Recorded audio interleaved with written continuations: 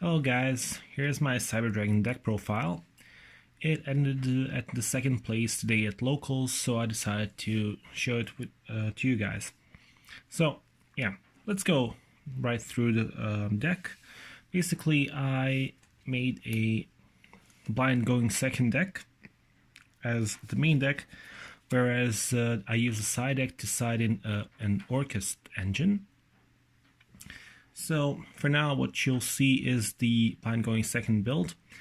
I'm probably going to work more on it, so this deck profile is also as a opportunity for some suggestions, comments, and criticisms, so those are very welcome in the comments. Anyway, so the three Cyber Dragons that are staple. Cyber Dragon Core are staple. Basically, I really don't have to explain these, right? So triple Hertz, and of course triple Naester. Naester is really good when you go for the Orcust combo because you can special summon it without special summoning the other machine from your graveyard with 2100. So basically you can use it as an extender. It's debated whether to run 2 or 3 Galaxy Soldiers. Mainly I cited out one of them because when I needed space. However, it's really not bad because I also run Cypher Frame Gear Gammas, so basically there I got some extra fodder for Galaxy Soldiers, and of course the driver is there as well. And yeah, the Jizukuru single kaiju there. I don't think I drew it or used it at all today, maybe once or so, but can't really remember it. So this is one of the options to go out of the deck. The third Galaxy Soldiers is also an option to go out. I'm debating that still. But for the blind going second, Gamma's still gonna stick there because I want a hand trap that is not stopped by Called by the Grave. So now for spells. So triple Machine Duplication, self-explanatory, triple emergency, also self-explanatory. I run 1 rev system and 1 repair plant. So yeah, even though with this many Cyber Dragons, it can still occur that you draw a Cyber Repair plant without being able to activate it.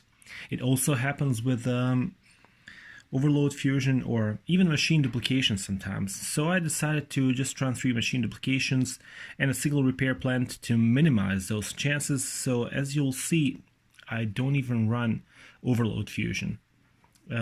Basically because I go for the Orcust combo, the extra deck space is a bit tight too. But I didn't regret it for now. I mean, I went second, so it went pretty good to me. However, I think I can run without Overload Fusion as well. A Foolish Burial. Well, basically, for going second, you can dump Core or Hertz, whatever you need. I mean, maybe you need Surging, but mostly you go for the Core, unless you want to normal summon a Core from your hand. And 1 for 1. Also an extender and brings you out a Hertz or Naester or whatever you need.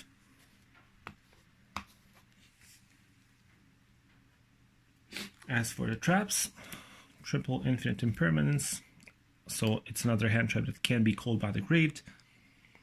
And those are the 6 hand traps that I run in this deck.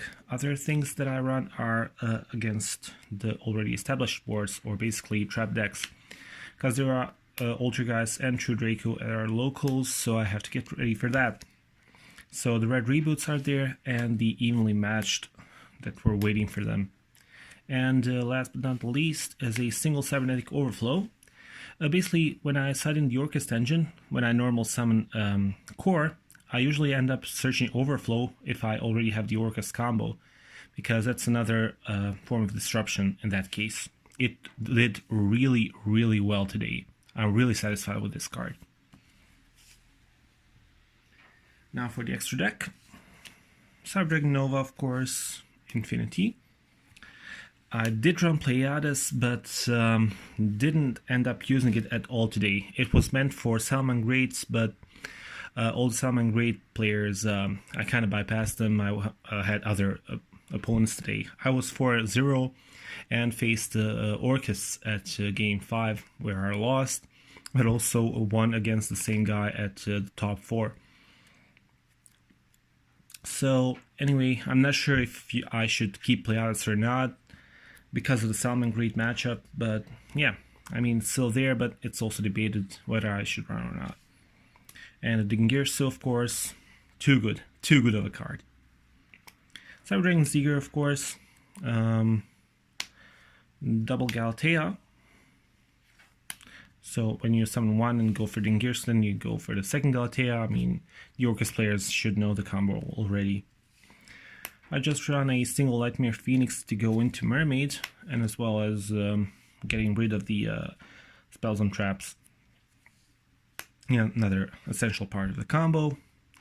Now, Linkuriboh is a must-have because when you go for, let's say, Core and Naster, you'll have to have two monsters of different name to go into Phoenix, so you have to turn one into Linkuriboh. Topologic Trisbane, basically a follow-up for the Red Reboot plays, because as you might have noticed, this deck is not as explosive as usually Cyber Dragons can be.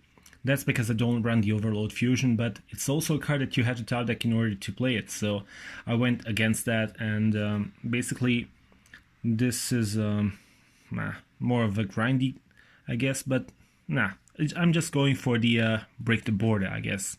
Not sure what to say about this, but yeah, in any case, I'm pretty satisfied with this choice. Warlord Dragon, another card that I never summoned today, so I guess I'm gonna kick it out, but I just need another replacement for that. Basically, I'm gonna run maybe an instant fusion target or something, and for the fusion, a single Fortress Dragon and a single Mega Fleet Dragon. Didn't need any more than today as well.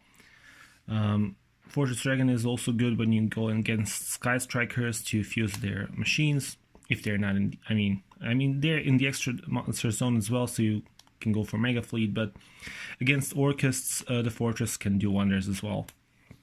That will be all for the extra deck. And last but not the least, so the Orcust engine in the side deck. Usually, what I do is all those board breaking cards like Red Reboot or Evenly Matched go out. Ham traps usually go out. I mean, it's just a matter of the matchup, what you play.